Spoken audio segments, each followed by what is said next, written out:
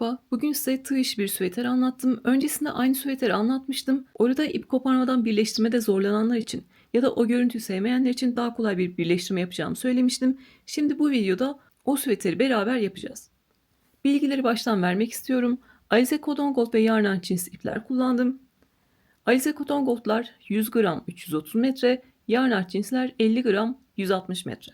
İstediğiniz ipi kullanabilirsiniz. Yaklaşık 272 gram kadar ip kullandım. Baştan sona da 3 milim tığ kullandım. İstediğiniz kalınlıktaki ipleri kullanabilirsiniz. İpiniz benimkinden daha ince ise daha fazla sıra örersiniz. Daha kalınsa daha az sıra örersiniz. Sadece sıra sayımız değişir, ölçü değişmez. Bu süveteri çocuklar için de yetişkinler için de yapabilirsiniz. Motifimiz çok basit. İstediğiniz sıra sayısı kadar örüp istediğiniz kişiye göre uyarlayabilirsiniz. Örgümüzün mantığı da yine diğer örgüde olduğu gibi, süveterde anlattığım gibi, süveterin eninde 5 tane motif var. Beden genişliğimizi 5'e böleceğiz ve bir tane motifimizin ölçüsünü bulacağız. Sonra detaylı anlatımını yaptığım motif videosuna bakıyorsunuz, motiflerinizi örüyorsunuz ve buradan süveterimizin yapımına devam ediyoruz. Şimdi artık süveterin kendisine geçebiliriz. Yine her zaman dediğim gibi bu örgüyü de yeni başlayanlar rahatça anlayabilsin, çevirilerde düzgün çevrilebilsin ve özel gereksinimli arkadaşlar rahatça anlayabilsin diye yavaş yavaş ve tek tek anlattım. Anlatım size yavaş gelirse oynatma hızından hızlandırarak izleyebilirsiniz. Ben de başka videoları 2x yaparak izliyorum. Süveterin ikinci bölümünü paylaştığımda bildirim almak istiyorsanız ya da başka örgüleri paylaştığımda bildirim almak istiyorsanız kanalıma ücretsiz şekilde abone olabilirsiniz. Aklınıza takılan tüm soruları da yorumlarda sorabilirsiniz. Bedenimize göre bir tane motifin ölçüsünü buluyoruz ve süveterimizi baştan sona beraber yapıyoruz. Orijinalinde bir sıra eksikti. Ben boyunu bir sıra uzattım. Ben aynısını 2023'te yapmıştım. Orijinaline göre yapmıştım. Burada boyunu bir sıra uzattım. Siz de boyunu daha fazla uzatmak istiyorsanız 5 tane fazladan motif örüyorsunuz. Şablon olarak da paylaşacağım zaten. Düz rengin altına renkli, renkli motifin altına düz renk motif gelecek. Bu şekilde ayarlayabilirsiniz. Benimle aynı şekilde yapmak istiyorsanız 8 tane düz renk motif, 8 tane renkli motif ve 2 tane dikdörtgen motif yapıyorsunuz. Satış yapacaklar ekrandaki gibi standart beden ölçü tablosuna göre yapabilirler. Uygulamalara koyarlarken orada beden ölçülerini söylerler, insanlar da onu bilerek alırlar. O ölçüleri sadece satış yapacaklar için veriyorum. Birebir kendimize göre ya da çocuğumuza göre yapacaksak ne yapacağız? Diğer tüm videolarda yaptığımız gibi kendi örgümüzü kullanacağız. Kendi kıyafetimizi kullanacağız. Evde hazır olabilir ya da kendi ördüğünüz bir örgü olabilir. Üzerimize dar gelmeyen, giydiğimizde rahat ettiğimiz bir tane kazağımızı, hırkamızı ya da yeleğimizi seriyoruz. Önemli olan nokta üzerimize dar gelmeyecek. Beden genişliğimizi ölçtük. Diyelim ki beden genişliğimiz 50 santim geldi. O zaman 50 bölü 5 bir tane motifimizin en az 10 santim olması gerekiyor. Diyelim ki 55 santim geldi. 55 bölü 5 bir tane motifin 11 santim olması gerekiyor.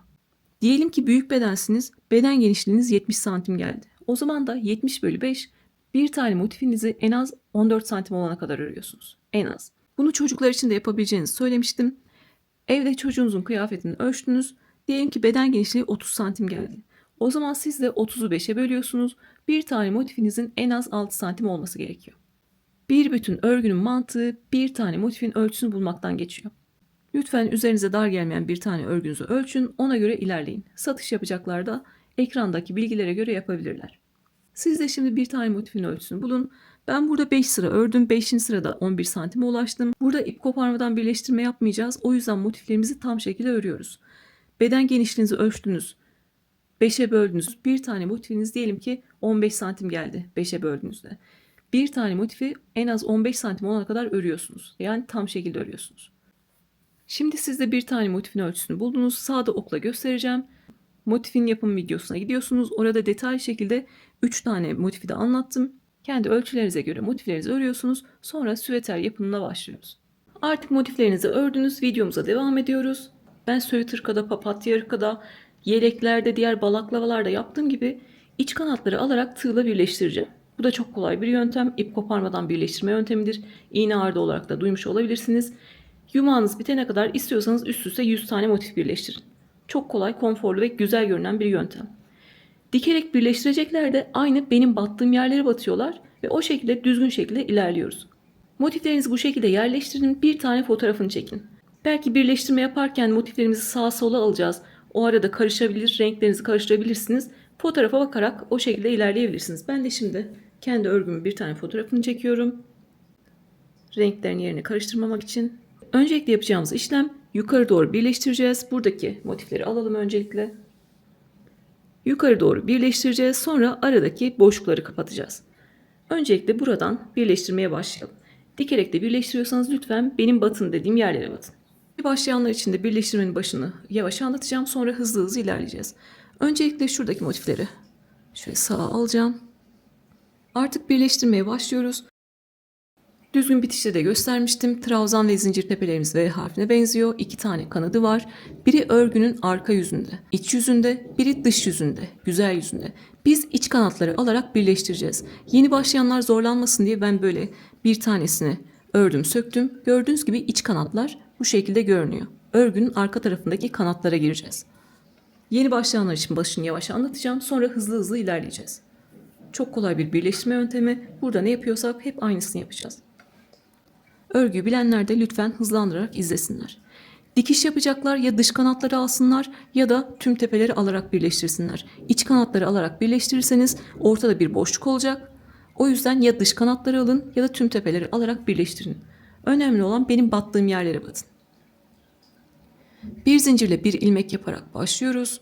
Sihirli halka yapar gibi ipimi döndürdüm. Yine 3 milimle devam ediyorum. Halkaya girdim, ipimi aldım ve bir zincirle bir ilmek oluşturdum. Yine Alize Cotton Gold'un 67 numarasıyla devam ediyorum. En son renginizle birleştirirseniz birleştirmeniz daha az göze batacaktır. Dikerek birleştiriyorsanız. Tığ ilmekten çıkardım. Birinci zinciri bıraktım. İkinci zincirin iç kanadına giriyorum. İlmeği aldım ve ikinci zincirin iç kanadından geçirdim. İpi burada tutuyorum, ilmeğim kaçmasın diye. Sol tarafta da birinciyi bıraktım, ikincinin iç kanadına giriyorum. Tığın üzerinde 2 ilmek var, ikisini birlikte çekerek ilmek kaydırmayla birleştirdim. Her zaman sağ taraftan başlıyoruz.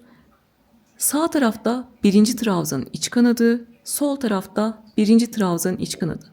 Tığın üzerinde 3 ilmek var, üçünü birlikte alarak birleştiriyorum. Sağ tarafta ikinci trabzanın iç kanadı, sol tarafta ikinci trabzanın iç kanadı ve tığın üzerindeki 3 ilmeği birlikte alıyorum. Sağ tarafta üçüncünün iç kanadı, sol tarafta üçüncünün iç kanadı ve tığın üzerindeki 3 ilmeği birlikte çekiyorum. Sonrasında zincirimiz var. Sağda zincirin iç kanadı, solda zincirin iç kanadı ve tığın üzerindeki 3 ilmeği birlikte alıyorum. Birleştirmelerimiz de bu şekilde, kaydırmalarımız V harfine benziyor. Bu şekilde karşılıklı birleştirmelerle devam edeceğiz. Önemli olan her zaman sağ tarafa girmek ve sağda hangisine giriyorsam solda da ona giriyorum. Sağda mesela 5. trabzanın iç kanadına girdiysem solda da 5. trabzanın iç kanadına girmek zorundayım. Bu şekilde düzgün şekilde ilerliyoruz. Zaten tüm trabzan ve zincir sayılarımız eşit. Sıra sonunda da eşit şekilde bitirmeliyiz. Ne elimdeki tığı sıkıyorum, ne buradan geçen ipi sıkıyorum, gergin tutuyorum, gevşek gevşek örüyorum. Zaten gevşek örmüyorsanız tığın üzerindeki 3 ilmeği çekemezsiniz, zorlanırsınız. Sağ tarafta trabzanın iç kanadı, solda trabzanın iç kanadı ve tığın üzerindeki 3 ilmeği çekiyorum. Gevşek gevşek birleştiriyorum. Artık karşılıklı trabzanların ve zincirlerin iç kanatlarını alarak yukarı doğru birleştirmeye devam ediyorum. Burayı kesmeyeceğim. En son trabzanlarımız, zincirimiz denk gelmeli. Denk gelmiyorsa arada yanlışlıkla trabzan tepesi ya da zincir tepesi atlamış olabiliriz. Sıra sonuna kadar devam ediyorum. Gevşek gevşek örüyorum. Dikiyorsanız da tığla da yapıyorsanız gevşek yapın ki arada kasma olmasın. Birleştirmemiz güzel şekilde görünsün.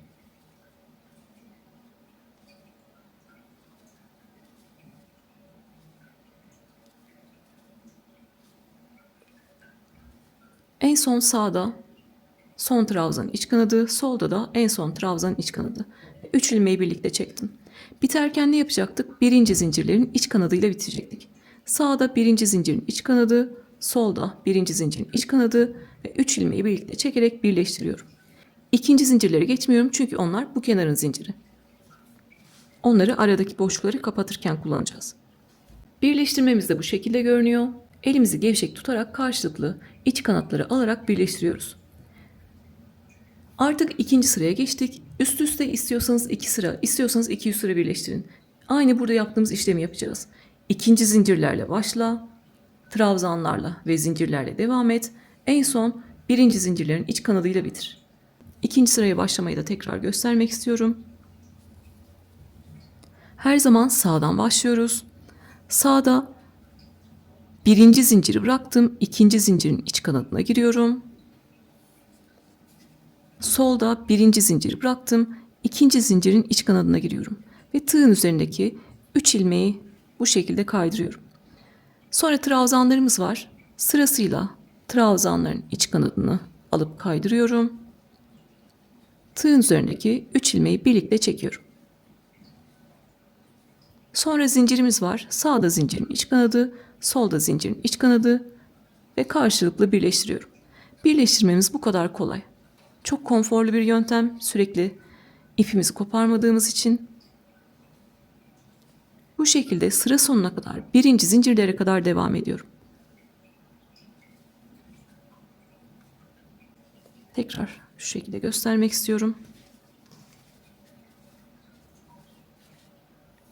Gördüğünüz gibi bir üst motife geçtik. Birleştirmemiz de bu şekilde görünüyor. Sıra sonuna kadar gelelim. En son birinci zincirlerin iç kanadını alalım. Orada belki boyun uzatanlar olur diye onlar için bir detay vereceğim. Sonrasında ilerleyeceğiz. Boyunu benim gibi yapanlar orada birinci zincirlerin iç kanadını alsınlar ve beni beklesinler. Burada ikinci zincirlerle başladık. Sıra sonunda birinci zincirlerin iç kanadıyla bittik. Bir üst sıraya geçtik. Yine ikinci zincirlerin iç kanadıyla başladık ve sıra sonunda birinci zincirlerin iç kanadıyla bittik. Şimdi biz üst üste 2 sıra birleştireceğiz. Siz boyunu uzatmış olabilirsiniz. O zaman ne yapacaksınız?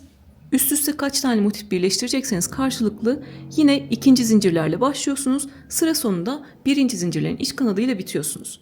Siz de artık üst üste kaç tane motif birleştirdiyseniz en son birinci zincirlerin iç kanadını aldınız. Burada bir zincir çekiyoruz. Yeteri kadar ip bırakıp kesiyoruz. Sonra o ipleri temizleyeceğiz. Şöyle geniş açıdan da göstermek istiyorum. Mantığı daha net anlaşılsın diye. Fotoğrafını çekmiştik zaten. Bu şekilde başlamıştık. Sonrasında buradaki motiflerimiz var. Burada üst üste 2 tane birleştirdik. Aynı birleştirmeyi burada üst üste 4 tane yapacağız. Yine buradan birleştirmeye başlıyoruz. İkinci zincirlerle başlayalım. Kısa bir hatırlatma yapacağım. Sonra yukarı doğru devam edeceğiz. Yine bir zincirle bir ilmek oluşturuyorum. Buradaki ipimi çok kısa tutmuyorum ki sonrasında gizleyebileyim. İlmeği tığdan çıkartıyoruz. Her zaman sağdan başlıyoruz. Sağda birinci zinciri bıraktım. İkinci zincirin iç kanadına girdim. Arka kanadına girdim. İlmeği aldım. İkinci zincirin iç kanadından geçirdim. İpimi burada tutuyorum. Solda da birinciyi bıraktım. İkinci zincirin iç kanadına girdim. İpi alıp ilmekten kaydırdım. Sonra trabzanlarımız var. Karşılıklı trabzanların iç kanadı, zincirlerin iç kanadı ve buradaki en son birinci zincirlerin iç kanadıyla bitiyoruz. Şimdi bildiğiniz yerlerde sizin vaktinizi çok almak istemiyorum. İkinci zincirlerle başladık. Birinci zincirlerin en son iç kanadını alalım. Beraber yine üst motife geçmeyi tekrarlayalım. Sonra üst üste 4 tane motifi artık birleştireceğiz. Şimdi birinci zincirlerin iç kanadına kadar devam edelim. İkinci zincirlerin iç kanadıyla başladım. Birincilerle bitirdim. Burada zaten aynı şeyi göstereceksin. Bir üst motife geçmeyi neye gösteriyorsunuz derseniz yeni başlayanlar için detayları atlamak istemiyorum. Şimdi biz burada burayı yaptık. Siz burayı birleştirirken fark etmediniz ve buradaki motif bu şekilde döndü. Ve böyle görünüyor. Siz doğru olduğunu zannettiniz. Ama aslında gördüğünüz gibi döndüğü için burası düğüm oldu. Siz en son birleştirdikten sonra bunu fark ederseniz örgünüzü sökmek zorunda kalırsınız. O yüzden ne yapıyoruz? Sağ tarafı birleştirmeye başlarken buradaki motifin de düzgün olduğundan, dönmediğinden emin oluyoruz. Tüm kaydırma tepelerimiz V harfine benziyor. Bakacaksınız baştan sona V harfi devam edecek. Orada bir düğüm olmayacak. O yüzden burayı göstermek istedim. Tekrar olan yerleri hızlıca geçeceğiz ama detayların hiçbirini atlamayacağım. Belki satış yaparsınız, fark etmezsiniz. Karşıdaki kişiye mahcup olmayın. Şimdi artık burası düzgün. Bir üst sırada devam ediyoruz. Ne yapacağız? Yine aynısını. Sağda birinciyi bıraktım. İkinci zincirin iç kanadına girdim. Solda Birinciyi bıraktım. İkinci zincirin iç kanadına girdim. Ve 3 ilmeği çekiyorum. Sonra trabzanlarım var, zincirlerim var. Karşılıklı iç kanatları alarak birleştiriyorum. Sıra sonunda en son birinci zincirlerin iç kanadını alıyorum. Burada sadece dikkat etmenizi istediğim şey buradaki motifin dönmemesi. Artık ne yapacağız? Üst üste bu şekilde 4 tane motifi birleştireceğiz. İkinci zincirlerin iç kanadıyla başla, birinci zincirlerin iç kanadıyla bitir. Bir üst motife geç, ikinci zincirlerin iç kanadıyla başla, birinci zincirlerle bitir. Tekrar en son artık ikinci zincirlerin iç kanadıyla başla ve biterken birinci zincirlerin iç kanadıyla bitir. En son orada bir zincir çekip ipimizi koparıyoruz. Boyunu uzatanlar, fotoğrafını zaten çekmiştik hepimiz. Boyunda ne kadar motif varsa o kadar yapıyorlar. En son birinci zincirlerini iç kanadına alıp bir zincir çekip ipini koparıyorlar. Buradan başlamıştık. Üst üste 4 tane ekledim. Siz de kaç tane eklediyseniz artık bir zincir çekip ipimizi koparacağız. Burada da neye dikkat ediyoruz? Buralarda bizim bu noktalarımızda dönme olmayacak. Baştan sona V harflerini görün. Tamamsa artık en son bir zincir çekip ipinizi koparabilirsiniz. Bir zincir çekiyoruz. Yeteri kadar ip bırakıp kesiyoruz.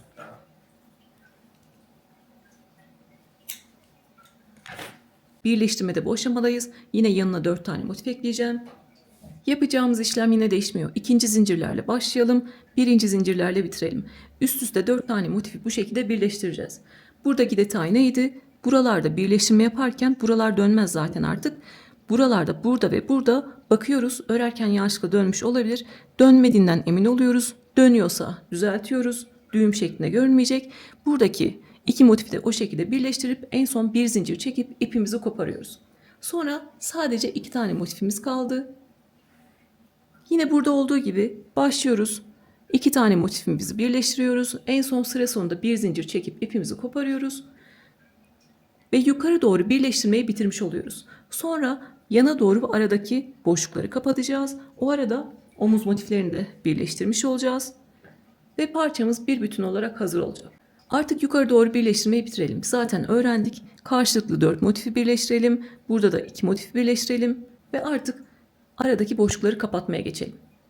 Artık üst üste birleştirmeyi bitirdik. Yukarı doğru birleştirmeyi bitirdik. Ne yapacağız? Aradaki boşlukları kapatacağız. Onun için de ne yapıyorum? Bu şekilde döndürüyorum. Yapacağımız işlem yine değişmeyecek. İkinci zincirlerle başlayacağız. Birinci zincirlerle biteceğiz. Sadece fark eden şey burada arada birleştirme noktalarımız oluştu. Oraları bir zincirle geçeceğiz ki kasma olmasın. Yine kısa şekilde anlatacağım. Tığı çıkardım. Her zaman sağdan başlıyoruz. Sağda ikinci zincirin iç kanadı.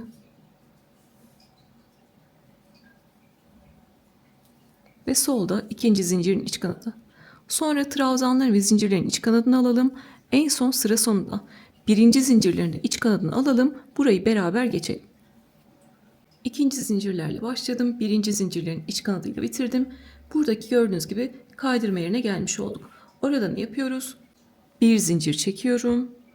Sonra yine sağda zincirin iç kanadı, solda zincirin iç kanadı.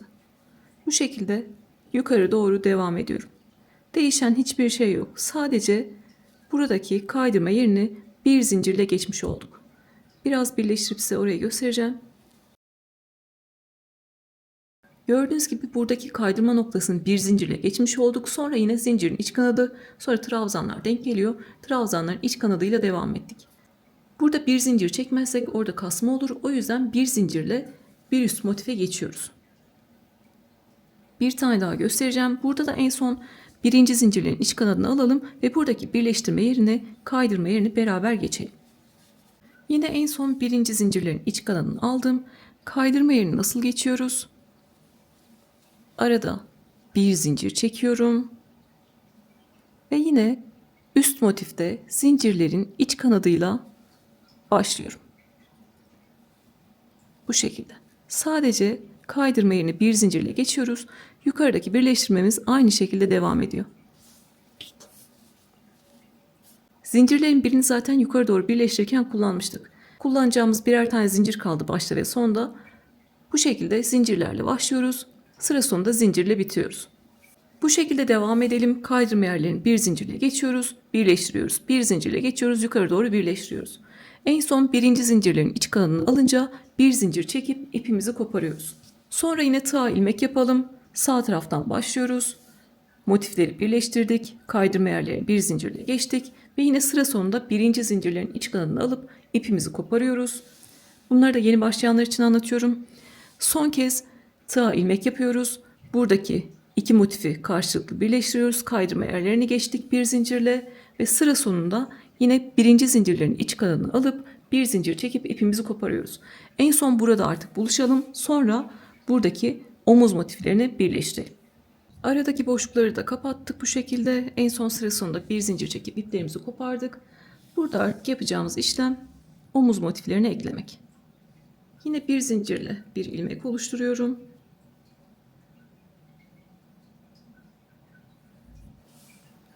İlmeği tığdan çıkardım. Birinci zinciri bıraktım. İkinci zincirin iç kanadına girdim. Buradan ipimi geçirdim. Diğer süveteri yaparken de ne yapmıştık? Buralarda sadece üçlü gruplarımız var. Zincirimiz yok ama burada bir çukur görüntü olmasın diye bu kenarın zincirini de kullanıyoruz. Yedirme yaparak kullanıyoruz. Sağda ikinci zincirin iç kanadına girdim. Solda ilk trabzanın iç kanadına giriyorum. İpimi aldım ve kaydırdım. Biliyorsunuz eşit şekilde ilerlememiz lazım. O yüzden ne yapıyorum? Sağda birinci trabzanın iç kanadı, solda yine birinci trabzanın iç kanadı. Aynı yere tekrar batıyorum. Burada sadece bir kereliğine bir yedirme yapıyorum. Sonra yine karşılıklı trabzanların ve zincirlerin iç kanatlarını alarak birleştiriyorum. Bu sadece görünüm için bir detay. Şöyle tekrar göstereceğim. Sağda ikinci zincirin iç kanadına battık. Solda birinci trabzanın iç kanadına battık. Sağda birinci trabzanın iç kanadına battık. Solda tekrar birinci trabzanın iç kanadına battık. Aynı yere iki kere battık. Bu sayede hem burada çukurluk oluşmayacak hem de karşılıklı trabzanlarımız ve zincirlerimiz eşit şekilde devam edecek. Sadece burada bir kereliğine aynı yere iki kere battık. Orada yedirme yaptık. Diğer süveterde de anlatmıştım. Burada yaparken aynı şekilde yapacağım. İyice pekişmiş olacak. Sıra sonuna kadar karşılıklı zincirlerin ve trabzanların iç kanadını alalım. Ve sıra sonumuzu yine beraber yapalım. Gördüğünüz gibi sağda üçlü grubun en son trabzanına battım. Burada da solda da üçlü grubun en son trabzanın iç kanadına battım. Ve ilmekten kaydırdım. Bir zincir çekip yeteri kadar ip bırakıp kesiyorum.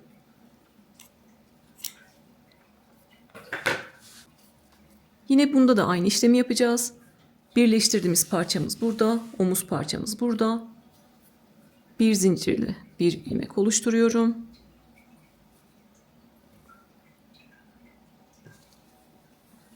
Gördüğünüz gibi omuz parçamızda 4 tane üçlü grup var. Siz belki sıra sayısını çoğaltmışsınızdır. Sizde farklı olabilir ama yapacağımız işlem değişmeyecek. 1, 2, 3, 4 tane üçlü grup var. Ne yapacağım? Karşılıklı 4 tane üçlü grupla birleştireceğim. 1, 2, 3, 4. Demek ki buradan birleştirmeye başlayacağım. Sağ tarafta buradaki üçlü grubun ilk trabzanın iç kanadına girdim. İpimi aldım, ilmekten geçirdim. Sol tarafta da ilk trabzanın iç kanadına giriyorum. İpi aldım, ilmekten geçirdim. Sırasıyla yine sıra sonuna kadar trabzanların ve zincirlerin karşılıklı iç kenarlarını alarak, iç kanatlarını alarak birleştiriyorum. Burada da sıra sonunda yedirme yapacağız. Sağda en son trabzanın iç kanadına battım. Solda en son trabzanın iç kanadına batıyorum ve ilmekten kaydırdım. Ne yapacağım? Sağda birinci zincirin iç kanadına battım. Solda tekrar en son trabzanın iç kanadına battım. İlmekten kaydırdım. Bir zincir çekip yeteri kadar ip bırakıp kesiyorum. Sadece ikinci zincirlerin olduğu yerde bu şekilde yedirmeler yapıyoruz.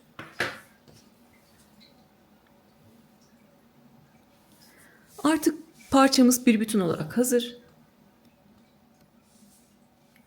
Bu şekilde parçamız bir bütün olarak hazır. Yapacağımız işlem iplerimizi gizlemek. Öncelikle iplerimizi gizleyelim. Tüm ipleri temizledim. Bir tanesini bıraktım. Yeni başlayanlar için göstermek istiyorum. Burada bir zincir çekip kestiğimiz ipler önemli. İlmek yaptıklarımızda herhangi bir sökülme olmaz ama burada biz düzgün gizlemezsek buradaki ipimiz buradan sökülür, baştan aşağı motifimiz sökülür, örgümüz sökülür. O yüzden ne yapıyoruz? İpi arkaya aldım. Çok fazla çekiştirmiyorum ki burada çukur bir görüntü olmasın. İpi arkaya aldıktan sonra burada bir ilmek yapıyorum. İpi ilmekten geçirip bir zincirle ipimi buraya sabitliyorum. Artık yıkadığımda da giydiğimde de sökülmeyecek. Sonrasında geri kalan ipi ben hep köşelerde gizlerim. Sökmem gerekiyorsa hep aynı yere bakarım.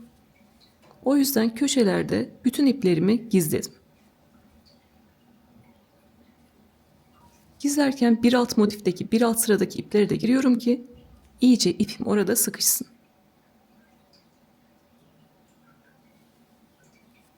Gizledikten sonra dışarıda kalan ipi kesiyorum. Diğer tüm iplerimi de bu şekilde gizledim. Artık bu şekilde parçamız hazır. Öncelikle yapacağımız işlem gördüğünüz gibi kasmalarımız var. Elim ne kadar gevşek tutsam da bu kasmalar olabilir. Bunları nasıl düzelteceğiz? Motifi örerken düzelttiğimiz gibi el ütüsüyle. Yani kaydırma yaptığım tepeleri bu şekilde açacağım.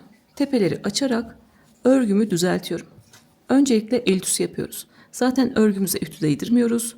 İpimizin yapısı bozulur. O yüzden bu şekilde elimle tüm kaydırmaları düzeltiyorum. Tüm tepeleri bu şekilde açıyorum. Çok büyük bir güç uygulamadan sadece tepeleri açıyorum. Bunu kaydırma yaptığım tüm her yerde yapıyorum. Siz de elinizdekini düzeltiyorsunuz şu an.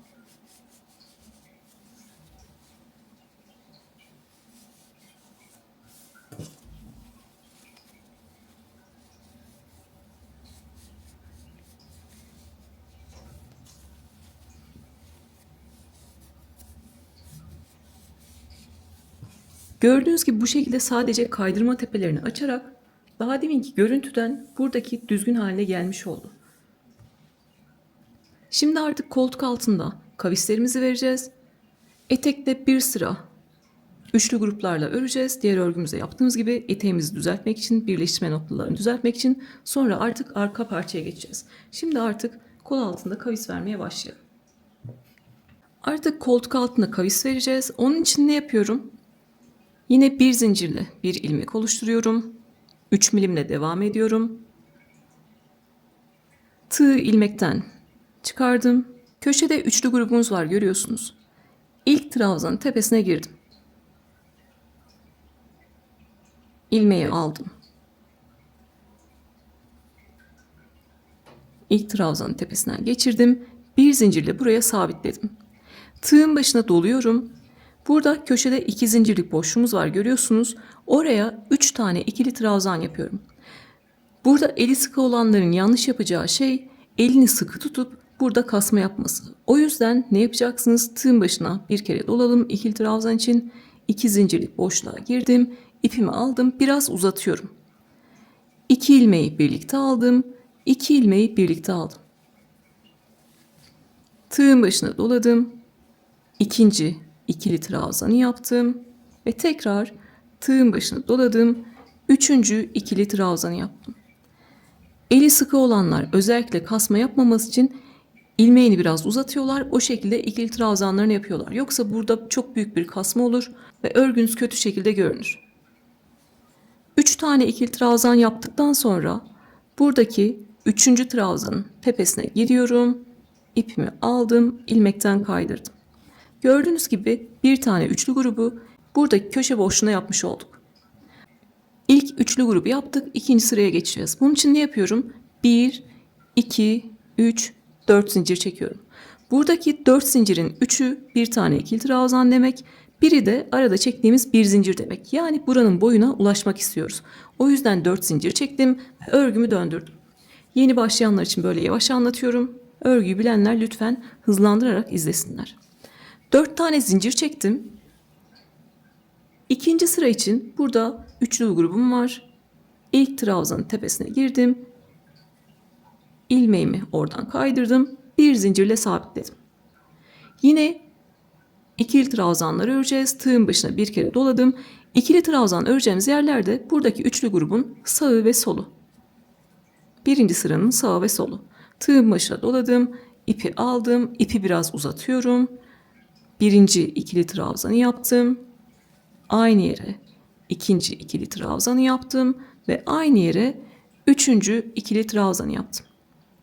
Arada bir zincir çektim, tığın başına doladım. Birinci sırada ördüğüm ilk üçlü grubun soluna giriyorum. Oraya da yine 3 tane ikili trabzan yapıyorum ama gevşek gevşek yapıyorum. Sıkarak yaparsanız orada kasma olur. 3 tane ikili trabzan yaptım. Sabitleyeceğim yer neresi? 1, 2, 3 tane trabzan var. 3. trabzanın tepesine girdim ve kaydırdım. Bir üst sıra için 1, 2, 3, 4 zincir çektim ve örgümü döndürdüm. Sadece 3 sıra öreceğiz. Bir ön yüzde, bir arka yüzde.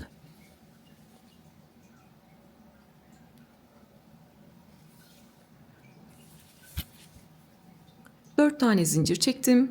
Buradaki üçlü grubun ilkinin tepesine girdim. İpimi aldım ve kaydırdım. Bir zincirle sabitledim. Tığın başına doladım. Burada üçlü grupları öreceğimiz yer yine sağındaki boşluğu kullanıyorum. Bir zincirlik boşluğu kullanıyorum ve solundaki boşluğu kullanıyorum. Tığın başına doladım. Gevşek şekilde 3 tane ikili trabzan yapıyorum. Arada bir zincir çektim. Ve yine normal motifimizi ördüğümüz gibi bir zincirlik boşluklar 3 tane ikili trabzan için oraya 3 tane ikili trabzan yapıyorum. Arada bir zincir çektim ve buradaki üçlü grubun boşluğuna 3 tane ikili trabzan yapıyorum gevşek gevşek.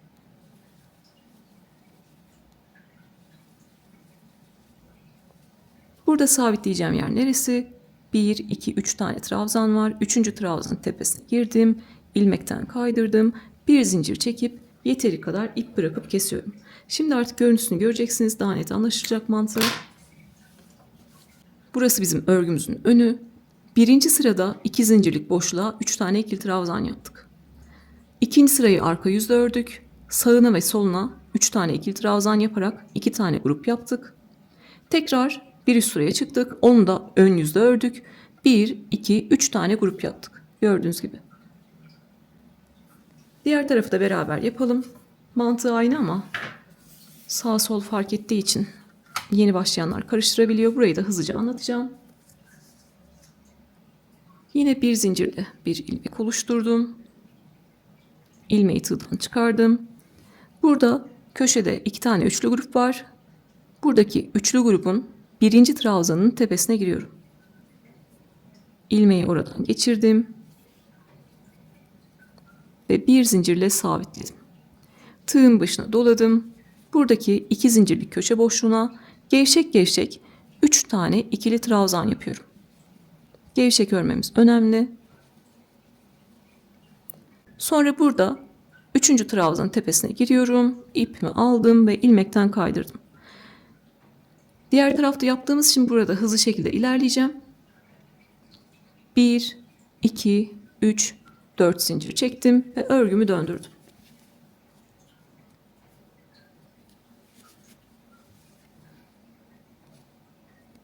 Buradaki üçlü grubumuz var. İlk trabzanın tepesine girdim. İlmeği oradan kaydırdım ve bir zincirle sabitledim. Tığın başına doladım. Buradaki ilk sırada ördüğümüz üçlü grubun sağındaki boşluğa giriyorum. Gevşek gevşek 3 tane ikili trabzan yapıyorum.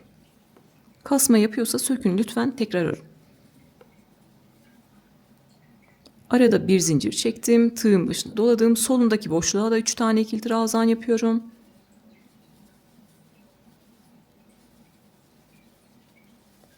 Sonra sabitleyeceğim yer neresi? 1, 2, 3 tane trabzan var. 3. trabzanın tepesine girdim ve kaydırdım. 1, 2, 3, 4 zincir çektim. Örgümü döndürdüm. Son sırayı öreceğiz. Öncelikle ilk trabzanın tepesine kaydırıyorum. Bir zincirle sabitledim. Tığın başına doladım. Burada yine sağındaki boşluğa girdim. Gevşek şekilde 3 tane ikili trabzan yaptım. Arada bir zincir çektim ve bir zincirlik boşluğa 3 tane ikili trabzan yaptım.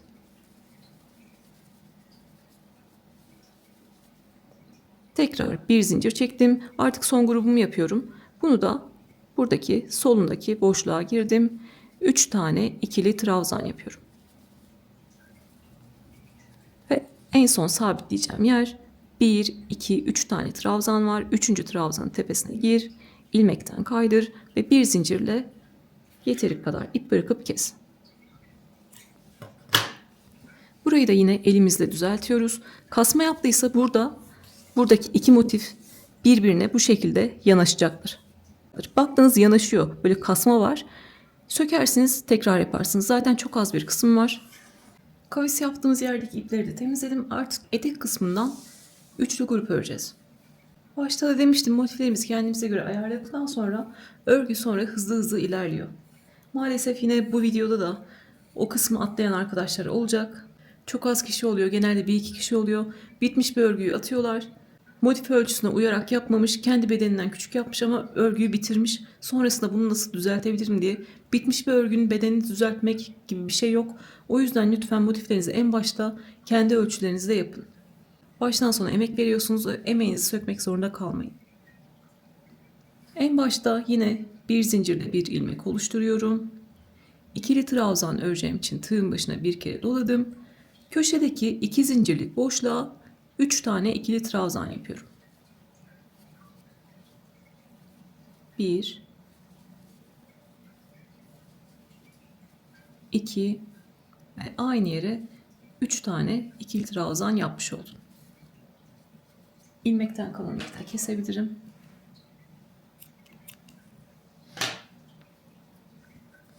Sadece etek kısmını öreceğimiz için köşede 3 tane ikili trabzanla başlıyoruz. Sırasıyla bir zincirlik boşluklara 3 tane ikili trabzan yapıyoruz. Ve bir boşluktan diğerine geçerken arada bir zincir çekiyoruz. Yine örme mantığımız değişmiyor. Bir zincir çek ve bir zincirlik boşluklara 3 tane ikili trabzan yap. Bu şekilde birleşim yerine kadar gelelim. Sadece bir zincirlik boşluklara 3 tane ikili trabzan yapıyoruz. Burada ne yapıyorum? Arada bir zincir çekiyorum, tığın başına doladım. Herhangi bir köşeye değil, sadece birleşim yerine batıyorum. Buradaki birleşim yeri de V harf şeklinde görünüyor. İlk V harfinin ortasına battım ve 3 tane ikili trabzan yaptım. Birleşim yerlerini bu şekilde geçeceğiz. Sonra yine arada bir zincir çekiyorum ve bir zincirlik boşluklara 3 tane ikili trabzan yapıyorum.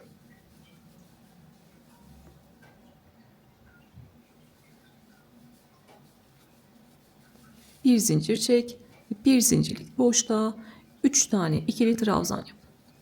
Bir tane daha birleşim yerini beraber geçelim. Mantığı anlaşılsın, sonra sıra sonuna kadar ilerleyin. Gördüğünüz gibi birleşim yerine kadar geldim. Birleşim yerinde ne sağdaki köşeye batıyorum ne soldaki köşeye batıyorum. Birleşim yerinin ortasına batıyorum. Arada bir zincir çektim, tığın başına doladım ve ilk kaydırma yerinin ortasına batıyorum. Siz de dikiş yaptıysanız ilk dikiş yerinin ortasına batıyorsunuz. Yine gevşek şekilde 3 tane ikili trabzan yapıyorum. Sonra yine sırasıyla bir zincir çekip bir zincirlik boşluklara 3 tane ikili trabzan yapıyorum. Örmemizde değişen bir şey yok. Sadece birleştirme yerlerinde köşelere değil, ortadaki birleşim yerine batıyoruz. Bu şekilde de etekteki tüm görünümü üçlü gruplarla düzeltmiş oluyoruz. Birleştirme yerlerine 3 tane ikili trabzan yapalım ve sıra sonuna kadar gelelim. Köşede 3 tane ikili trabzan yaptık. Sırasıyla devam ettik. Birleştirme yerlerine 3 tane ikili trabzan yaptık. Sıra sonunda da köşeye 3 tane ikili trabzan yaptım. Bir zincir çekip ipimi kopardım. Artık ön parçayla işimiz bitti. Şimdi arka parçayı ayarlayacağız. Arka parçayı da birebir ön parçaya göre ayarlamamız gerekiyor. İnsanların da en çok zorlandığı yer burası. Burada zorlanacak bir şey yok. Etekteki matematiği kullanacağız arka tarafta. Şimdi bunu nasıl yapacağız derseniz, bizim etekte kaç tane üçlü grubumuz var? Öncelikle onu sayıyoruz. Benim motifim 5 sıralıydı. Bendeki üçlü grup sayısıyla sizinki değişik olabilir. O yüzden siz de elinizdekini sayıyorsunuz. Sayıyorum. 1, 2, 3, 4, 5, 6, 7, 8, 9, 10, 11, 12, 13, 14, 15, 16, 17, 18, 19, 20, 21, 22, 23, 24, 25, 26. Etekte benim 26 tane üçlü grubum var. Siz de kendinizinkini saydınız. O zaman arka parça ön parçayla eşit olacaksa ne yapacağız? Arka tarafta da benim 26 tane üçlü grubum olması gerekiyor. Bunu nasıl ayarlayacağım? Yine diğer videoda da söylemiştim. Aynı şekilde ilerlemiştik.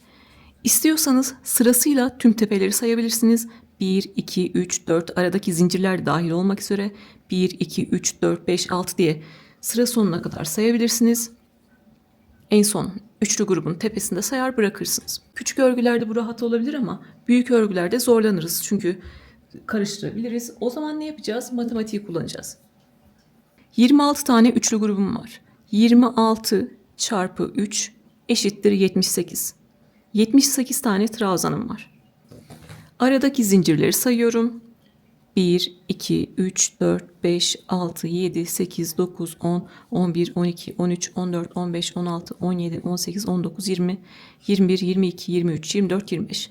25 tane de zincirim var. 78'in üstüne 25 ekliyorum. Demek ki benim 103 tane tepem var. Yani kesin olarak 103 tane zincir çekeceğim. Onun üzerine de fazladan yine 10 tane zincir çekeceğim. Ve arka parçayı örmeye başlayacağım. Fazladan 10 zincir neden çekiyoruz? Sıra sonunda zincirleri bir iki tane sökebiliriz ama eksik yaparsak baştan sona sökmek zorunda kalırız. O yüzden baştan sona sökmemek için sizin mesela tepe sayınız 120 mi geldi? Siz de 130 tane zincir çekin. Tepe sayısını çocuğunuz için yapıyorsunuz, 50 mi buldunuz? O zaman siz de 60 tane zincir çekin. Yani bulduğunuz tepe sayısının üzerine 10 zincir fazladan ekliyoruz. Bu şekilde toplama çıkarmayla da yapabilirsiniz. Ben bunu yapamam derseniz ne yapacaksınız? O zaman baştan başlayacaksınız. 1, 2, 3, 4, 5, 6, 7, 8, 9, 10, 11, 12, 13, 14, 15 gibi sıra sonuna kadar sayacaksınız. Benim yine en son trabzanında 103 diyeceğim. Yine aynı sayıya denk gelecek. Hangisi kolayınıza geliyorsa o şekilde yapabilirsiniz. Şimdi ben 103 tane tepem olduğunu biliyorum. 103 tane zinciri garanti çekeceğim. Üzerine ne yapıyorum? Fazladan 10 tane daha zincir çekiyorum. 103 değil de 113 zincir çekiyorum. Herkes çocuğuna da yapıyorsa, kendine de yapıyorsa etekteki tepe sayısını buldu. Artık zincir çekmeye başlıyoruz. Artık arka parçaya geçtik. En çok zorlanılan kısım burası. Lütfen burayı birebir sayılarla ilerleyin. Yine zincir çekerek başlıyoruz. Zincir içinde ilmek yaparak başlıyorum. Bu şekilde birinci zinciri kilitledim ve ilmek yaptım. Bunu zincirden saymıyorum. Sadece ilmek yaptım. Artık ipi ilmekten geçirerek zincir çekiyorum. 1, 2, 3 gevşek gevşek yapıyorum. 4, 5, 6, 7. Bu şekilde zincirlerimi sayıyorum. Yeni başladınız, zincirlerinizi karıştırdınız. Ne yapacaksınız? Zincirlerimiz de V harfine benziyor. Birinci V harfinden başlıyorsunuz saymaya. 1, 2, 3, 4, 5, 6, 7. Diğerinde de ne yapmıştım? 50 zincir çekmiştim. Oraya bir ilmek belirleyici takmıştım. 50 zincir çekmiştim. Oraya bir ilmek belirleyici takmıştım ki sürekli başa dönüp saymaya gerek kalmasın. Karıştırırsam 50.den sonra sayayım diye. Bu şekilde zincirlerimizi çekiyoruz. Yine eliniz sıkıysa bunu ayarlayamazsınız. Ne yapıyorsunuz? Elinizdeki tığ 3 milim mi? Siz 3 milimle örüyorsunuz. O zaman zincirlerinizi 3,5 milimle çekin. 2,5'la mı ördünüz bütün örgünüzü? O zaman 3 milimle. Yani yarım numara büyük kullanın. Zincirlerinizi bu şekilde daha gevşek çekmiş olursunuz. Elinizde başka tığ numarası yoksa o zaman da lütfen gevşek gevşek yapın. Siz burayı kasma yapar da zincirlerinizi çok sıkı şekilde çekerseniz buradaki genişlikle arka genişlik aynı olmayacaktır, kasma olacaktır. O yüzden lütfen elinizi gevşek tutun. Şimdi ben toplam 113 tane zincir çekeceğim. Ve artık üçlü gruplarımızı örmeye başlayacağız. Siz de kaç tane zincir çekmeniz gerekiyorsa çekin. Üzerine fazladan 10 tane zincir ekleyin. Ve artık bir üst sırada buluşalım. Size anlattığım gibi 113 tane zincirimi çektim. Gördüğünüz gibi 50 zincirde bir de böyle ilmek belirleyici taktım. Benim normalde de dikkatim çok çabuk dağılıyor sürekli başa dönmemek için. Genelde bu şekilde arada ilmek belirleyici takıyorum. Şimdi artık üçlü gruplarımızı örmeye başlıyoruz. Tığın başına bir kere doladım. 1, 2, 3 zincir atladım. Dördüncü zincirin içine giriyorum. bir tane ikili trabzan yaptım. Tığın başına doladım. Yine dördüncü zincirin içine giriyorum. Bir tane daha ikili trabzan yaptım. Atladığımız 3 zincirde bir tane ikili trabzan kabul ediyoruz. Bu şekilde toplam 3 tane ikili trabzanla başlamış olduk. Birinci üçlü grubu yapmış olduk. Bizim örüş mantığımız neydi? Arada bir zincir çek, sonra 3 tane ikili trabzan yap. Aynı şekilde devam ediyorum. Arada bir zincir çekiyorum. Tığın başına doladım. Aşağıdan 3 tane zincir atladım. 1, 2, 3 tane zincir atladım. Dördüncüye giriyorum. 3 tane ikili trabzan yapıyorum. 1, aynı yere girdim. 2, aynı yere girdim. Üçüncü ikili trabzanı yaptım. Yapacağımız işlem bu kadar kolay.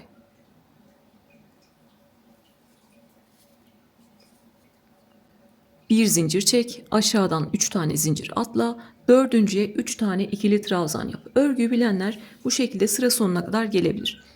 Arada bir zincir çekiyorum, tığın başına doladım. Aşağıdan 1, 2, 3 zincir atlayıp dördüncüye 3 tane ikili trabzan yapıyorum.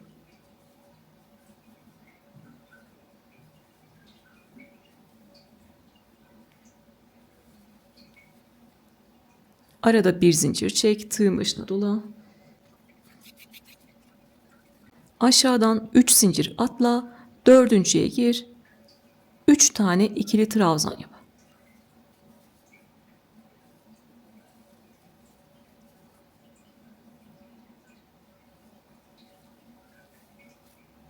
Bu şekilde. Sıra sonuna kadar bu işlemi ne kadar yapacağım? Benim etek kısmında 26 tane üçlü grup vardı. 26 tane üçlü grup yapana kadar yapacağım. Sonrasında artık kaç tane zincir kaldı beni ilgilendirmiyor. Onları sökebiliriz. Etek kısmında kaç tane üçlü grup yaptıysak çocuklarımız için de kendimiz için de o kadar arka parçada üçlü grup yapıyoruz. Şimdi ben 4 tane yaptım. Ne yapacağım? 26'ya tamamlayacağım. Sırasıyla üçlü gruplar yapacağım ve 26 tane üçlü grubum olacak. Şimdi artık sıra sonuna kadar gelelim ve bir üst sıraya çıkmayı göstermek istiyorum. Üçlü gruplarımızı örmeye buradan başlamıştık. Benim 26 tane üçlü grup yapmam gerekiyordu. O yüzden ne yaptım? 1, 2, 3, 4, 5, 6, 7, 8, 9, 10, 11, 12, 13, 14, 15, 16, 17, 18, 19, 20, 21, 22, 23, 24, 25, 26. 26 tane üçlü grup yaptım. Artık gerisinde kaç tane zincir kaldığıyla uğraşmıyorum. Bunu artık en son sökeceğiz. Biz burada fazladan zincir çekerek bu sırayı sökmemeyi garanti altına almıştık. Burada üçlü gruplarınızı yaptınız. Yapacağınız işlem ne? Bu bizim ön parçamız. Siz burada üzerine koydunuz. Diyelim ki burada yaptığınız örgü ön parçayla eşit değil, küçük oldu. O zaman ne yapacaksınız? Zincirlerinizi demek ki çok sıkı çekmişsiniz demektir. Ve ön parçayla arka parça uyuşmadı. O zaman söküyorsunuz. Elinizde varsa yarım numara büyük tığ kullanıyorsunuz. Yoksa gevşek şekilde çekiyorsunuz. Onun üzerine yine üçlü gruplarınızı örüyorsunuz. Sonra nasıl olsa düzelir, ben ayarlarım diye düşünmeyin. Bu ayarlanacak bir şey değil. Bu şekilde ön parçanızdan 1 santim büyük kadar görünebilir benimki gibi. Bunu bir sıralarda toparlayacak. Biz yandaki zincirlere batacağız. Bu şekilde yukarı doğru düz şekilde devam edecek. Ve 3 aşağı 5 yukarı aynı ölçülere gelecek. Şimdi siz de kontrol ettiniz. Tamam dediyseniz üçlü gruplarınızda ön parçayla aynı sayıdaysa artık ne yapıyoruz? Bir üst sıraya çıkıyoruz. Arka parçayı örmek o kadar kolay ki böyle televizyona bakarken örebileceksiniz. 1, 2, 3, 4 zincir çekiyorum. 4 zincirin 3 tanesi bir tane ikili trabzan demek. 4. zincirde arada çektiğimiz bir zincir demek. Örgümü döndürdüm. Tığın başına doladım. Buradaki bir zincirlik boşluğa 3 tane ikili trabzan yapıyorum. Örme işlemimiz değişmeyecek. Bir zincirlik boşlukları kullanacağız ve 3 tane ikili trabzan yapacağız. Burada ipimi çekiyor o yüzden.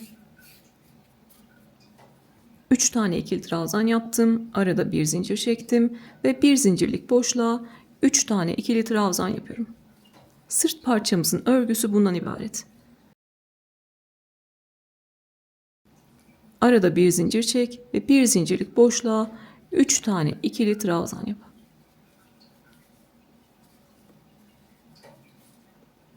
Bu şekilde. Sıra sonuna kadar arada bir zincir çekip bir zincirlik boşluklara 3 tane ikili trabzan yapıyoruz. Bu şekilde sıra sonuna kadar gelelim. Bir üst sıraya nasıl çıkacağız onu size göstermek istiyorum. Burada karıştırabileceğiniz yer sadece sıra başı ve sonu olabilir. Onu da tekrar şekilde göstereceğim ve üst üste öreceğiz. 4 zincir çekip buradan örmeye başlamıştık. Sıra sonuna kadar bir zincirlik boşluklara 3 tane ikili trabzan yaptım ve arada bir zincir çektim. Sıra sonuna kadar geldim. En son bir zincirlik boşluğa da 3 tane ikili trabzan yaptım. Arada bir zincir çektim. Tığın başına doladım. En başta biliyorsunuz 3 zinciri atlamıştık. Onda bir tane ikili trabzan kabul etmiştik. 3. zincirin içine giriyorum. İpimi aldım. Bir tane ikili trabzan yaptım. Aslında burada başta yaptığım işlemi sonda da yapmış oldum. Örgümüz üst üste çok kolay. Bir sıra üçlü grupla başlayacağız. Bir sıra bir tane ikili trabzanla başlayacağız. Bir üst sırada 3 tane ikili trabzan yapmam lazım. O yüzden ne yapıyorum? 1, 2, 3 zincir çekiyorum. Bunda bir tane ikili trabzan kabul ettim. Örgümü döndürdüm. Tığın başına doladım. Ve buradaki boşluğa 2 tane daha ikili trabzan yaparak zincirle beraber toplam 3 tane ikili trabzanla başlamış oluyorum. Gördüğünüz gibi bir sıra üçlü grup, bir sıra ikili trabzan, bir sıra üçlü grup. Sıra sonuna kadar yine arada bir zincir çekiyorum ve bir zincirlik boşluğa 3 tane ikili trabzan yapıyorum.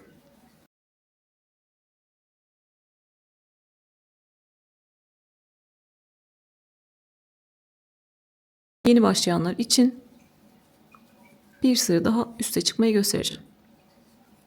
Bu şekilde. Sıra sonuna kadar gelelim. Yine sıra sonunu beraber yapalım ve bir üst sıraya beraber çıkalım. Buradan üçlü grup örerek başladık. Sıra sonuna kadar geldik. En son bir zincirlik boşluğa da 3 tane ikili trabzan yaptım. Arada bir zincir çektim. Buradaki 4 zincirlik boşluğumuza geldik. Burada ne yapıyoruz? 2 tane ikili trabzanı boşluğa yapıyoruz. 1, 2 tane ikili trabzanı boşluğa yaptım. 3. ikili trabzanı burada 4 zincir çekmiştik biliyorsunuz. 3. zincirin içine yapıyorum. Düzgün bir görünüm olsun diye, çukurluk olmasın, güzel şekilde devam etsin diye 3. zincirin içine bir tane ikili trabzan yapıyorum. Toplam 3 tane ikili trabzanla bitmiş oluyoruz. Dikkat etmeniz gereken noktalar bunlar. Yoksa üst üste örmek çok kolay. Ne demiştim? Bir sıra üçlü grup, bir sıra ikili trabzan. Bir sıra üçlü grup, bir sıra ikili trabzan. Şimdi ikili trabzanla başlayacağımız yere geldik. Ne yapıyorum bunun içinde? 4 zincir çekiyorum. Bunun 3'ü bir tane ikili trabzan demek. 4. zincirde arada çektiğimiz bir zincir demek. Tığın başına doladım. Bir zincirlik boşluğa 3 tane ikili trabzan yaptım. Arada bir zincir çek ve bir zincirlik boşluğa 3 tane ikili trabzan yap. Arka parçamızı örmemiz de bu kadar kolay. Sıra sonuna kadar geliyoruz. Yine burayı da beraber yapalım. Bir üst sırayı da son kez göstermek istiyorum. Artık onun üzerine nereye kadar öreceğimizin mantığına geçelim. Bu sırada da 4 zincirle başlamıştık. Sıra sonunda da yine bir tane ikili trabzanla bitmem gerekiyor. En son bir zincirlik boşluğa 3 tane ikili trabzan yaptım. Arada bir zincir çektim ve buradaki 3. zincirin içine giriyorum ve bir tane ikili trabzan yapıyorum. Bu şekilde bitmiş olduk. Bir üst sırada üçlü grup yapmam gerekiyor. Ne yapacağım? 1, 2, 3 zincir çekiyorum. Bunda bir tane ikili trabzan kabul ettim. Tığın başına doladım. Buradaki boşluğa 2 tane daha ikili trabzan yaparak toplam 3 tane ikili trabzanla başlamış oluyorum. Sıra sonuna kadar yine geliyorum. Boşluğa 2 tane ikili trabzan yapıyorum. Üçüncüyü buradaki 3. zincirin içine yapıyorum. Artık üst üste kaç sıra örersek örelim bir üst sıraya çıkmayı biliyoruz. Bunu ne kadar yapacağız derseniz bu arka parçayı üst üste örmeyi öncelikle eteği birbirine denk getirdim. Buradaki ikinci motifin sonuna kadar örüyorum. İkinci motifin sonuna kadar bu şekilde üst üste örüyoruz. Bunu ben diğer parçada mesela diğer örgüde 19 sıra yapmıştım ve birebir üst üste denk gelmişti. Burada benim elim sıkı gelir, gevşek gelir. Size anlatırken kendimi kasmış olabilirim ya da elimin sıkılığını, gevşekliğini fark etmemiş olabilirim. Belki bu sefer 18 sırada ulaşırım, belki 20 sırada ulaşırım. Sıra sayısı önemli değil, önemli olan ölçü. Ben buradaki motif bitimine kadar öreceğim. Siz de çocuğunuz için de yapıyorsanız, kendiniz için de yapıyorsanız ya da siz boyunu çoğaltmış olabilirsiniz. Belki 3 sıralı yaptınız bu kısmı, belki 4 sıralı yaptınız. Buradaki en son motifin bitimine kadar örüyorsunuz. Sonra artık burada ipimizi koparacağız. Yine bu parçanın üzerinde buradaki 3 motif gibi örmeye devam edeceğiz. Bizim buradaki amacımız ön parçanın birebir aynısını arkada örmek. Şimdi artık ben de bu şekilde üst üste artık kaç sıra örersem size onu göstereceğim, söyleyeceğim. Siz benimle aynı sırada değil, motif bitimine kadar öreceksiniz. Sırt parçasını size anlattığım gibi ördüm, üst üste devam ettim. Herhangi bir sıra sayısı saymadım. Sıra sayısı önemli değil. Önemli olan burada bitişte ikisinin de bu şekilde üst üste gelmesi. Gördüğünüz gibi ikisi de artık üst üste geldi. Ben bu aşamada kaç sıra ördüysem önemli değil. Sadece sayı vermek için söylüyorum. 19 sıra örmüşüm. Bu sizde değişebilir. 18 sırada olabilir, 20 sırada olabilir. İpinizin inceliğine, kalınlığına göre ya da elinizin sıkılığına, gevşekliğine göre değişebilir. Yeni başlayan arkadaşlar genellikle aynı sizin gibi yaptım olmadı diyorlar. Aynı benim gibi yapmayacaksınız. Aynı kendi birebir örgünüze göre yapacaksınız. Şimdi artık buraya kadar geldik. Siz de kaç sıra ördüyseniz buradaki motifin boyuna kadar geldi. Artık burada ne yapıyoruz? En son sıra sonunda bitişimizi yapıyoruz. Benim burada üçlü gruplarla bitti. Bu şekilde denk geldi. Sizin buradaki ikili trabzan sırasında da denk gelebilir. Birebir böyle ölçüsü denk gelebilir. Önemli değil. Hangisine denk geliyorsa sıra sonunda bir zincir çekiyoruz. Yeteri kadar ip bırakıp kesiyoruz.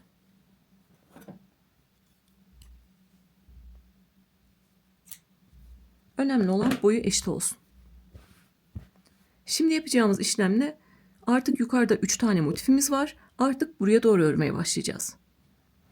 Bunun için de ne yapıyorum? Benim bir tane motifimde bir kenarda kaç tane üçlü grup var? 1, 2, 3, 4, 5. 5 tane üçlü grup var. Sağda da solda da 5 tane üçlü grubu ayıracağım. Onları örmeyeceğim. Ortadan yukarı doğru devam edeceğim. Siz de kendi motifinizde bir kenardaki üçlü grup sayısını sayıyorsunuz. 1, 2, 3, 4, 5. Benimki 5 tane. Ne yapacağım o zaman? Burada örmeye başlarken de burada ipimiz kalmıştı biliyorsunuz. Zincirleri sökmemiştik. Burası bizim düz yüzümüz. Düz yüzden örmeye devam ediyoruz. Benim bir motifimde bir kenarda 5 tane üçlü grup var. O zaman ne yapacağım? 1, 2, 3, 4, 5 tane grup atlayacağım. Buradan örmeye başlayacağım. Gördüğünüz gibi.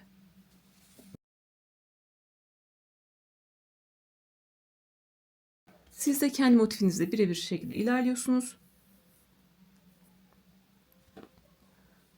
Öncelikle bir zincirle bir ilmek oluşturdum. Tığın başına doladım. 1, 2, 3, 4, 5. 5 tane üçlü grup atladım. Buradan üçlü grup örmeye başlıyorum. Aynı yere 3 tane ikili trabzan yaparak gördüğünüz gibi üçlü gruplara başladım. Değişen bir şey yok. Yine arada bir zincir çekiyorum ve bir zincirlik boşluklara 3 tane ikili trabzan yapıyorum. Ön parçamıza birebir ilerleyeceğiz. O yüzden sağda ve solda bir motifimiz kadar eksiltme yapacağız.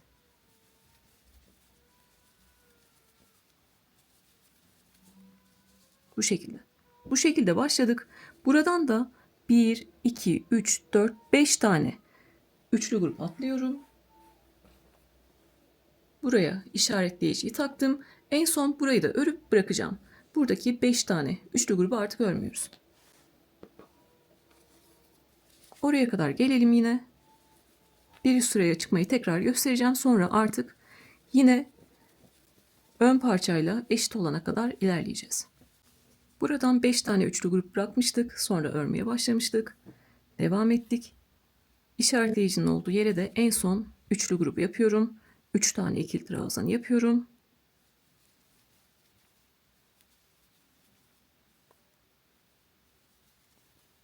Artık işaretleyiciyi de çıkartabilirim. Artık bunun üzerine yine yukarı doğru örmeye devam ediyoruz. Ne yapacağım? Bir üst sırada 1, 2, 3, 4 zincir çekiyorum. Örgümü döndürdüm. Yine boşluğa 3 tane ikili trabzan yapıyorum. Aşağıdaki örme işlemimiz değişmiyor. Aynı burada nasıl devam ettiysek, bitişlerimiz, başlangıçlarımız nasılsa Burada da aynı şekilde devam ediyor. Ta ki nereye kadar? İlk aşamada burada denk gelene kadar örmüştük. İkinci aşamada da burada sadece bu kısmı örüyoruz.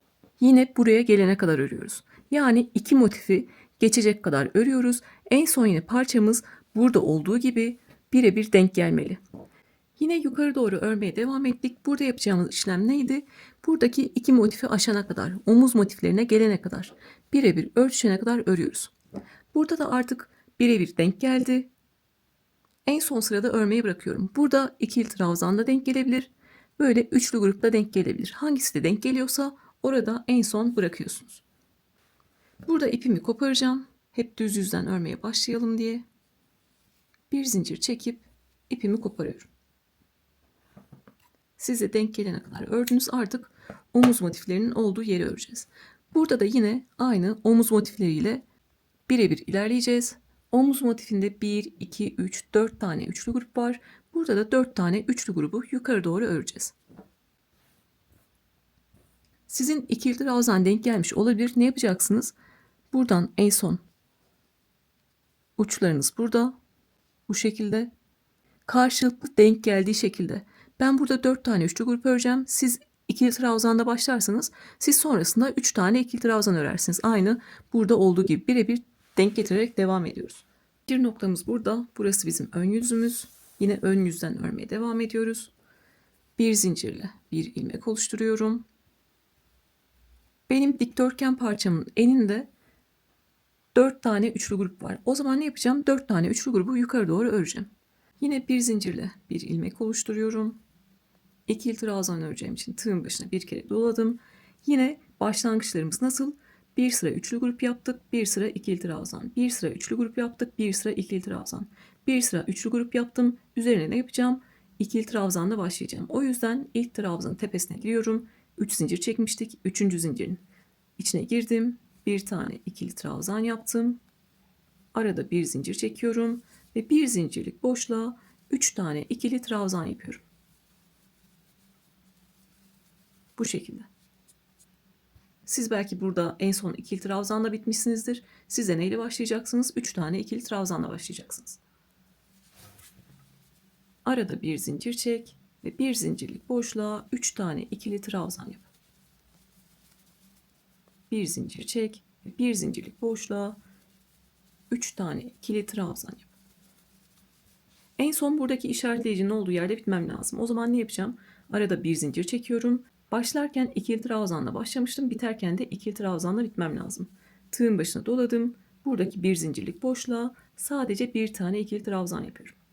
Tekrar 1, 2, 3 zincir çektim ve bir üst sırada devam ediyorum. Örmemde değişen hiçbir şey yok. 3 zincir çektim ve boşluğa 2 tane ikili trabzan yapıyorum. 3 tane ikili trabzanla başlamış oldum. Arada bir zincir çekiyorum. Bir zincirlik boşluğa 3 tane ikili trabzan yapıyorum. Sadece yeni başlayanlar karıştırmasın diye buraya gösteriyorum böyle. Aynı örüş şeklimiz devam edecek. 2 tanesini boşluğa yaptım. Üçüncüyü trabzanın tepesine yapıyorum. Bu şekilde. Bir üst sırada ikili trabzanla başlamam lazım. Ne yapacağım? 1, 2, 3, 4 zincir çekiyorum. Örgümü döndürdüm. Ve buraya 3 tane ikili trabzan yapıyorum. Bu şekilde artık buradaki dikdörtgen motifimizin boyuna gelene kadar örüyoruz. Aynı boya gelene kadar yine en son burada bitene kadar örüyoruz. Buradaki parçayı da dikdörtgen motifle aynı boya gelecek kadar ördüm. Ben 7 sıra ördüm. Siz parçanın bitimine kadar örüyorsunuz. Sizde 6 sırada olabilir, 8 sırada olabilir. Sıra sayısı değişir. Önemli olan ölçü. Sıra sonunda en son bir zincir çekip yeteri kadar ip bırakıp kesiyorum. Sıra sonunda burada ikili trabzanla mı bitmişsiniz, üçlü grupla mı bitmişsiniz onun bir önemi yok. En fazla böyle benimki gibi ikili trabzanla bittiyseniz yine yedirmelerle omuzda birleştirme yaparız. Bu sefer burada kaç sıra ördüysem bu tarafta da aynı sayısını örüyorum ki en son dikiş yerlerimiz aynı denk gelsin ve görünüm eşitliği olsun. Burada 7 sıra ördüm. Bu tarafta da 7 sıra örüyorum. Ne yapıyorum? 1, 2, 3, 4 tane grup ayırdım. buraya takıyorum. Demek ki buradan örmeye başlayacağım. Her zaman düz yüzden örüyoruz. Burası bizim örgümüzün düz yüzü. Bir zincirle bir ilmek oluşturdum. Tığın başına doladım. Buradaki işaretleyiciyi taktığım yerden ikili trabzan örerek başlıyorum. Diğer tarafta ne yaptıysam bu tarafta aynısını tekrarlıyorum. Siz de diğer tarafta ne yaptıysanız bu tarafta aynısını tekrarlayın. Kaç sıra ördüyseniz o kadar örün. Ve artık omuzlarda dikiş yapalım. Bu tarafta 7 sıra örmüştüm. Bu tarafta da 7 sıra ördüm. Sıra sonunda artık yeteri kadar ip bırakıp kesiyorum. Birleştirebileceğim kadar ip bırakıp kesiyorum. Geçen sefer biraz kısa bırakmıştım. Bu sefer daha uzun kesiyorum. Rahat edebilmek için.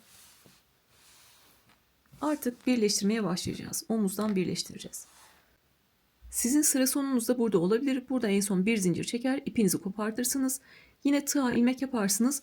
Buradan birleştirmeye başlarsınız. Her zaman sağ taraftan başlıyoruz. Düz renk tarafımız, sırt parçamız sağda olacak. Renkli motiflerimiz solda. Renkli motifte görüyorsunuz üçlü gruplar var. Sırt parçasında ben ikili trabzanlarla bittim. Siz üçlü gruplarla bittiyseniz işiniz daha kolay. Aynı burada gösterdiğim gibi tığa ilmek yapıyorsunuz. Karşılıklı birleştirerek devam ediyorsunuz. En son trabzanlarını da iç kanadını alıp bir zincir çekip ipinizi koparıyorsunuz. Öyle yapanların beni beklemesine gerek yok. Benim gibi denk gelenler ne yapacak? Yine burada yedirme yapmıştık biliyorsunuz. Burada da başta ve sonda yedirme yaparak sayılarımızı eşitleyeceğiz. İpim burada kalmıştı. Buradan başlıyorum. Siz tığa ilmek yapmış da olabilirsiniz. Siz de buradan başlıyorsunuz. İlk ikili trabzan iç kanadına giriyorum.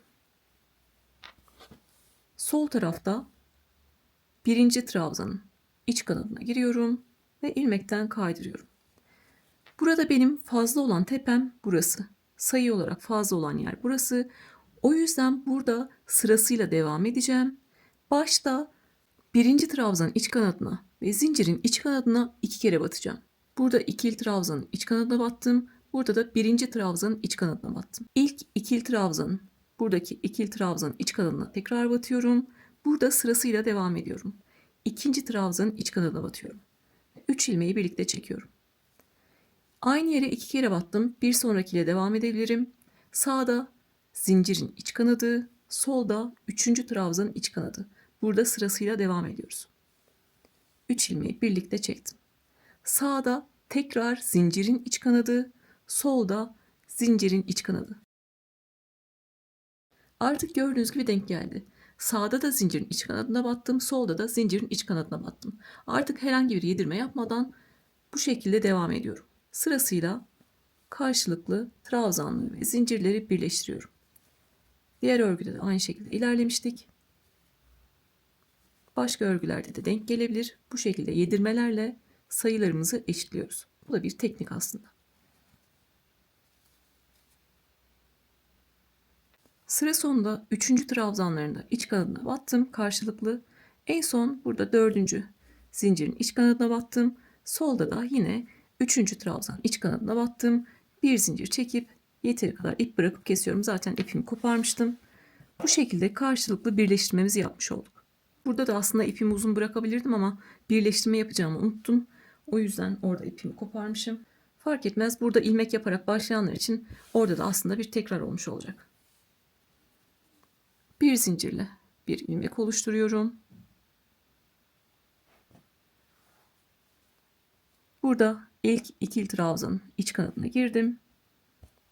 İlmeği oradan çıkardım.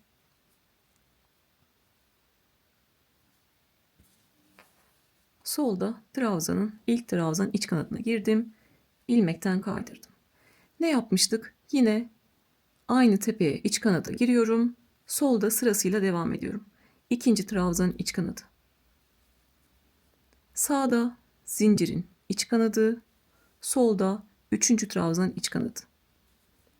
Sağda yine zincirin iç kanadı. Solda zincirin iç kanadı. Artık karşılıklı denk getirdik. Sıra sonuna kadar devam ediyoruz. Sıra sonunda yine 3. trabzanların iç kanadını aldık ve ne yapıyoruz? Burada Dördüncü zincirin iç kanadına girdim.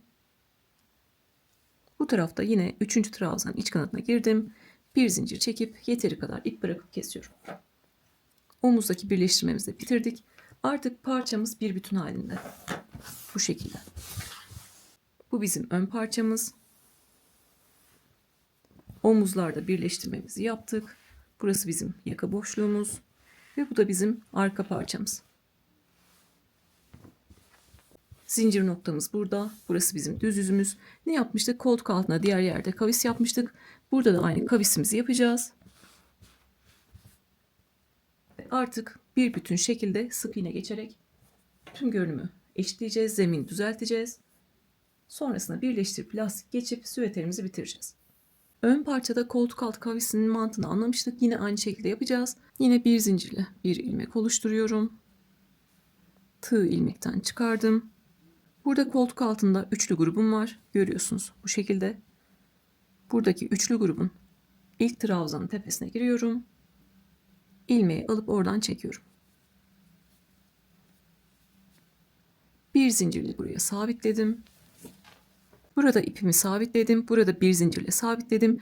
3 tane ikili trabzan yapacağım yer burası. Lütfen yeni başlayanlar karıştırmasın. Yukarı doğru örmeye başlamıştık buradan. Buraya 3 tane ikili trabzan yapıyorum. Orası bizim tam koltuk altına gelen yerimiz.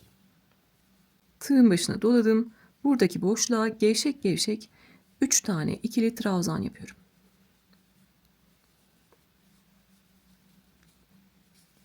Sabitleyeceğim yer burada. Görüyorsunuz. İkili trabzanım var. İkili trabzanın tepesine giriyorum ve kaydırıyorum. Diğer tarafta zeminimiz düzgündü. Bu şekilde. Gördüğünüz gibi. Bu tarafta da trabzanların kenarları denk gelecek batacağımız yerler. Tek fark eden o. 1, 2, 3, 4 zincir çekiyorum. Örgümü döndürdüm. Burada ikili trabzanım var. Bu şekilde tepesine giriyorum. İlmeği aldım. Oradan çektim. Bir zincirle sabitledim. Tığın başına doladım. Yine üçlü grubun sağına 3 tane ikili trabzan yapıyorum. Arada bir zincir çektim. Tığın başına doladım. Üçlü grubun soluna 3 tane ikili trabzan yapıyorum. Trabzanlarını gevşek gevşek yapıyorum. Sabitleyeceğim yer neresi? 1, 2, 3 trabzan var. 3. trabzanın tepesine giriyorum ve ilmek kaydırıyorum. 1, 2, 3, 4 zincir çektim. Örgümü döndürdüm.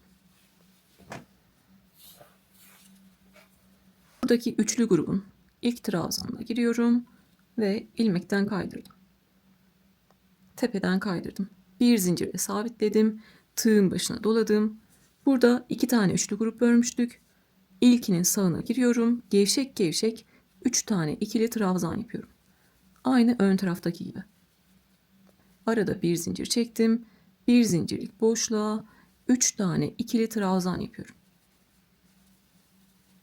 Arada bir zincir çektim.